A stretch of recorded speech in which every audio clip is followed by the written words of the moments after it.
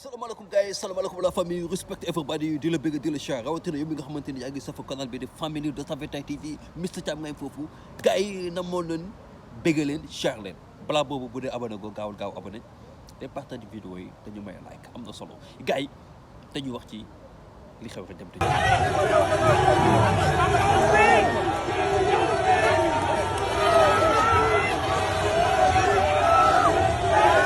comme ni ngeen ko gisee monsieur le président Macky Sall génn di fêter li nga xamante ni mooy la victoire wala qualification des Lions au final comme ni ko Sénégalais yëpp defee mais lu tax ma taxaw di focus si vidéo bi juste pour wax rappeler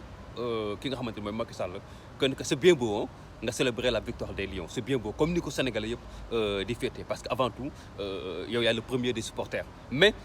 kon Macky bàyyil xel ni que tey joie la. moo tax nga génn ànd ak joie boobu noonu ak sénégalais yi tey bànneex la moo tax nga génn ànd ak bànneex boobu ak sénégalais yi ndax lan suñu gaynde yi am nañu ndam qualifié nañu final yal na leen yàlla may dimbali leen jàpp leen ba ñu indi coupe bi mais suba askan wi nga xamante ni tey ñoo taxaw ci girib bi du yuuxu ba nga génn di saafante ak ñoom suba bu ñu meraatee ñëw taxaw ci buntu palais bi ngalla yaa président neel say alkaati neel say gendarmerie nay say garde corps bu ñu leen sànni lacrymogène ne leen bu ñu dóor kenn te bul woo benn nervi pour buntu xatal leen maa ngi gis ay commentaires yu bëri ñenn di wax naan récupération politique la c'est bien beau parce que président namoon na public gis ngeen élection yi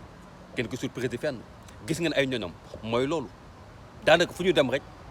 nañ leen teeru mais nañ koy bëggee du noonu lañ koy amee kon président dafa namoon public c'est normal mu génn mu saafante ak ñoom mais encore une fois li may wax rek mooy li ma analyser te seetlu ko mooy li nga xamante ni peut-être jàpp naa ni mooy lii dëgg suba bu population sénégalaise jógee di ñaxtu askan wi ndaw ñi cette jeunesse cette population bi génn ñëw taxaw buntu palais di saafante ak yow ndax lan peut-être am nañu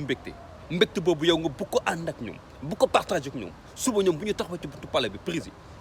ngalayaa na nga am ngoru ne say alkaati bu ñu sànni kenn